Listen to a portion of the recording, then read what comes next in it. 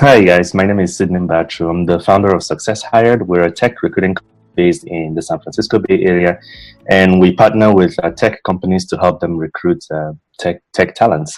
I think that the talent market has really evolved over the past several decades, and what we've seen in the market is that it is now a candidate-driven market. That's heard a lot, but what does that really mean? It means that because of the way technology has evolved, a lot more technology jobs have been created, but it's taken a little while for there to be enough people qualified enough to take on these technology roles. So what you have is a situation whereby there are a lot of technology roles, but there aren't a lot of software engineers to take on those technology roles. So each candidate has a lot of options in terms of number of employers that they can take, offers that they can accept. So this has made it very competitive for tech startups to be able to attract and hire and even retain tech talents. In such a candidate-driven market, employers can no longer play based on the old rules. New rules have to apply. They really have to realize that the rules of the game have changed, and they really have to adjust their hiring and their talent attraction methodologies and strategies to fit the reality of this candidate-driven market. And that has a lot to do with branding as well. And Chaitanya can maybe talk a bit about branding. Yeah. I really want to talk on branding, but before that, maybe you can explain what you have seen on the branding, and then let's keep us aligned to what I could think is a better way to project that. Sure, absolutely. So one of the main differentiating factors then that tech companies will have to really embrace in order to attract the best tech talents is branding. When you put your brand out there, when your brand is out there, then candidates recognize you. They recognize you as a company that they want to be associated with. They recognize you as a company that they want to work with. One thing we've seen, for example, one of our clients that's based in San Mateo, California, their brand is so well known in the San Francisco Bay Area that when we come across really qualified candidates, the candidates pitch us the companies because they already know about the company. They've already heard about them. They already know about their brand, and they know that this is a company that they want to work with. This helps tech talents, tech companies compensate a great deal for the competitive nature of the market, and it helps them attract the best and retain the best. Otherwise, it will be hard to really compete in this candidate-driven market. Okay, when you're talking about a brand, what do you consider as a brand? A company which is established over years, and maybe a young company, a startup which has been like 3-4 years and been doing good in reaching out the right people. They're leveraging LinkedIn, they're leveraging Facebook and other channels of social media. What do you consider as a good brand in terms of the right proportionate? So there's definitely a strong correlation between time and brand establishment. So the longer your company exists, the more you have the opportunity to build and establish your brand in the minds of tech talents, right?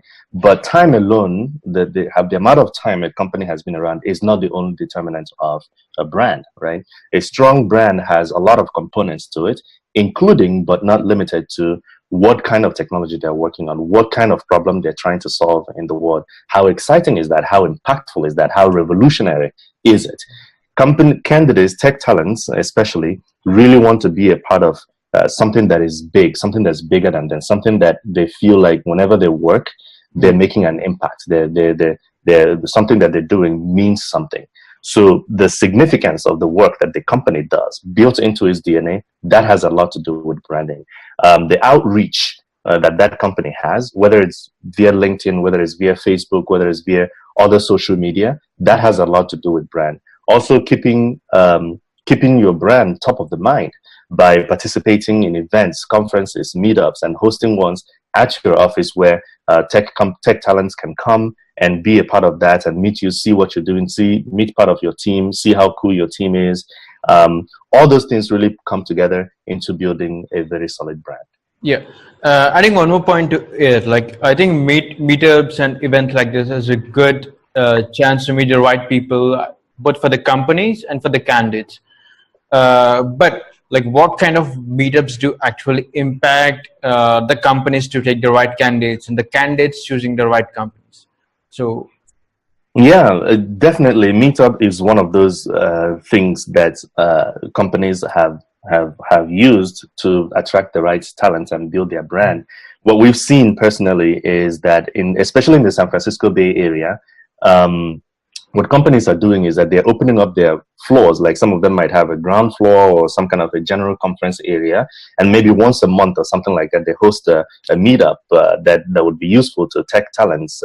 Maybe an opportunity for them to network with other people in their fields, and those people come into their office. Okay, they network with them, they provide them with food, they talk about things that are relevant to them, things that would add value to them, and at the same time, they use that opportunity to talk about their brands and their companies. And I talked with an executive at a tech company last year, and he mentioned to me that this way they actually are able to hire people this way, so it actually works for a fraction of the cost that it would have cost them in other ways. They're able to find the right people just by attracting people to come into their office. So meetups that are relevant to the tech people, that would add value to them, that would actually incentivize them to come into the office, added with food to help attract those people. yeah, Those things really help. It really helped bring the right people into the door. yeah, everyone loves freebies. So Definitely. okay, so let me add my points on branding. What I look at, like when I'm looking at a particular company, it's not about in terms of recruiting. It's any point if you want to like look at a company either for buying a product or getting a service from them and something. So maybe these are the points which the recruiters or the staffing agencies should look into. One thing is leveraging the right message and touching the right point when you're talking about hiring candidates. So I've seen people posting on LinkedIn, just posting, "Hi, this is XYZ company. We're hiring for 5 software developers with skill set like Java, C, C++, JavaScript, and all that." But they're not telling the right story behind it.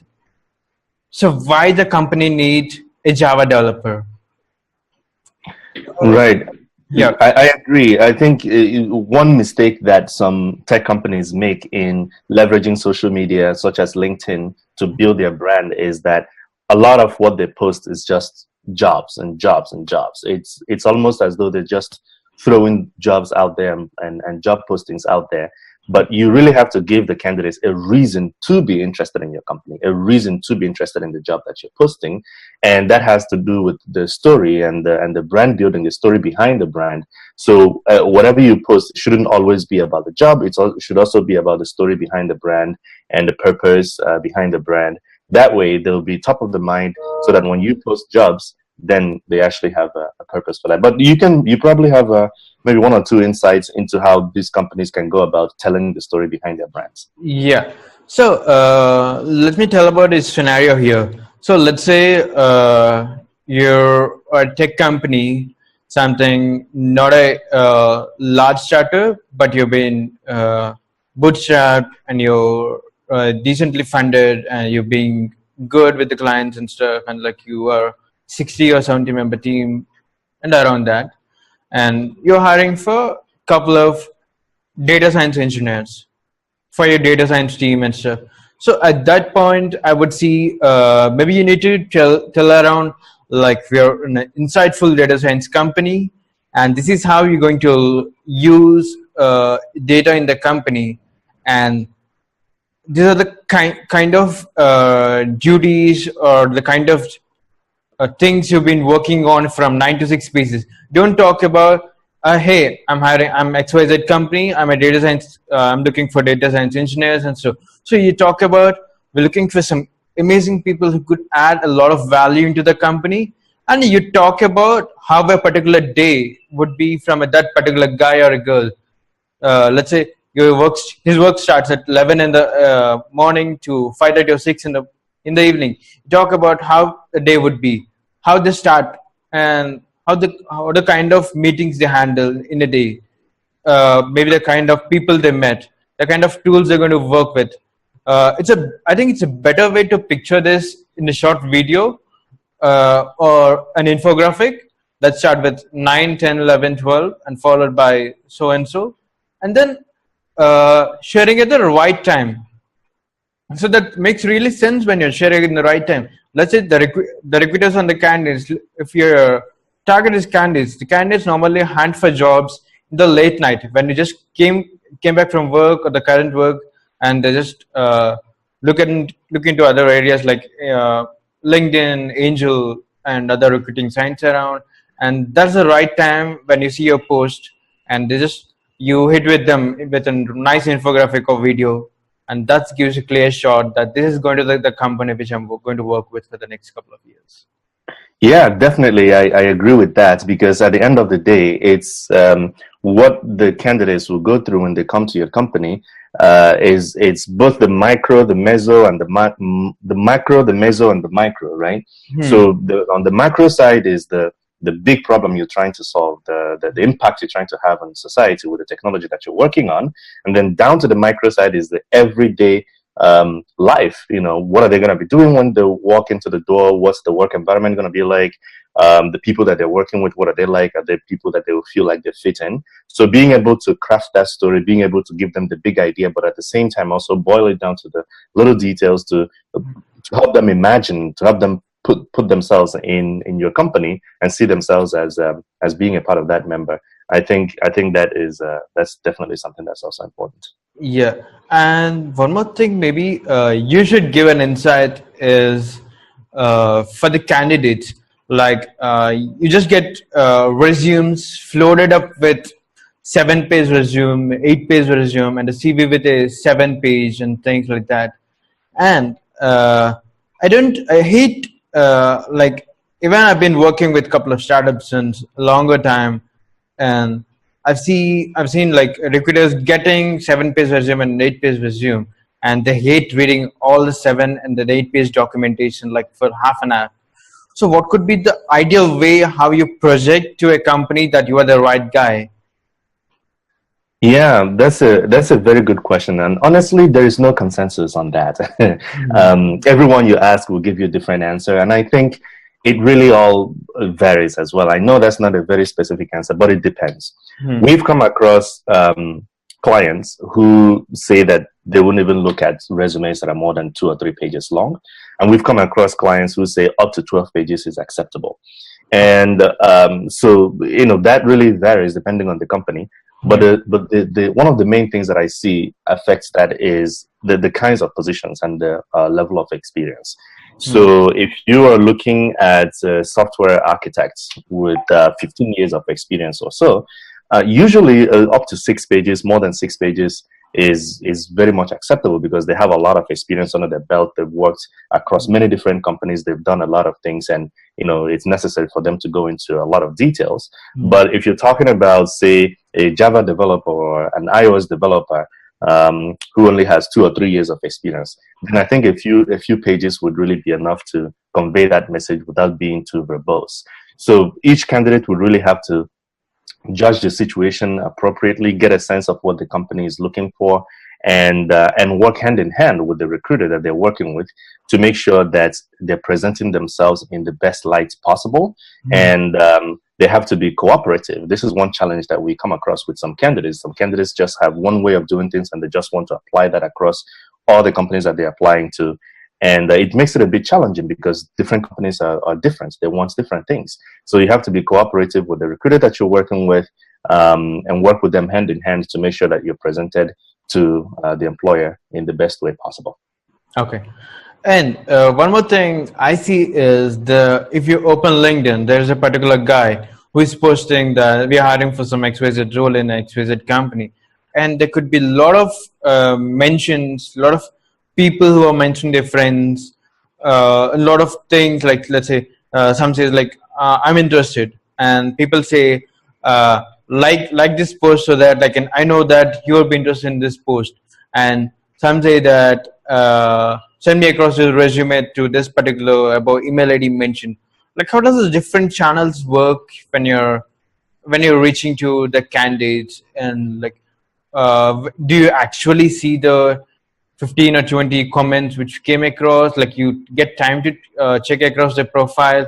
What is a better way? Just sending the LinkedIn, dropping the LinkedIn link right away, or just sending the resume across, or is just sending a gist about, hey, I'm doing this XYZ, I'm doing this role since like 4 years. I've been experienced in this since like last years, and this is my skill set. And then sending your resume to email. Like, what do you think is the right way for the candidate and also to recruiter to get a conclusion around this space? So, like, the lot of research have been done, and like multiple touch points where candidates are touching out and the recruiters are touching, but there's no conclusion to it. Like, what is the right channel till now?